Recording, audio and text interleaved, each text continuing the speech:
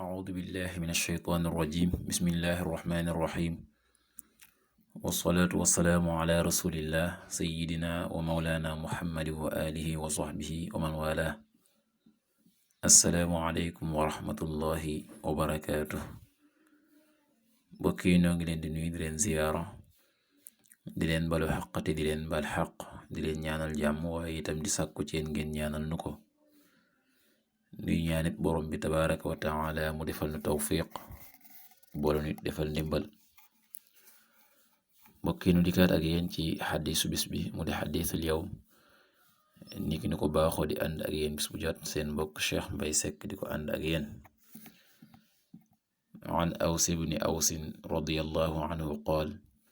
qaala rasulullahi sallallahu alayhi wa sallam inna min afdali ayyaamikum yawma aljumuca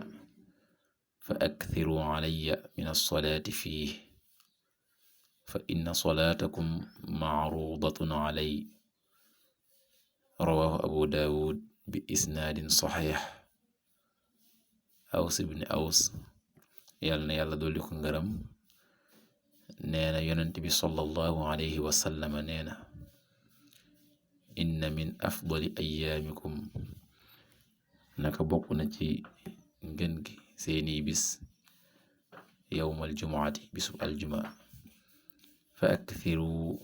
baril leen alayya ci man min as-salaati ci julli fii ci moom fa inna salaatakum mu ne naka seen julli yooye nga xam ne dangeen ko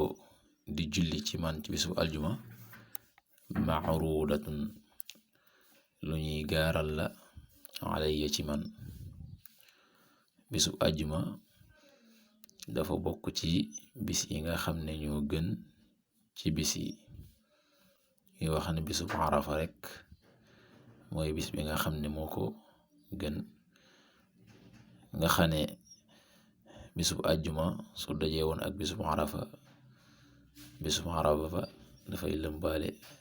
ngëneel ga lépp waaye budul bisub arafa bisub aljuma moo ci gën ci bis yi bisub aljuma boobu nag la yonent bi sallallahu alayhi wa sallam wax ne nañuy bari luñ ci julli ci moom ndax julli yooyu nga xam ne dañ koy julli ci moom day lu ñuy gaaral la ci moom kon nañuy baril lu ñuy julli ci yonent bi sallallahu alayhi wa sallama ci bisub ajjuma boobu nga xam ne bis bu màgg la bus bu sell la. yàlla na yàlla defal tawfiq yàlla na yàlla defal ndimbal in uridu ila al islah mastata'tu ma tawfiqi illa billah wassalaamu alaykum wa rahmatullahi wa barakatuh.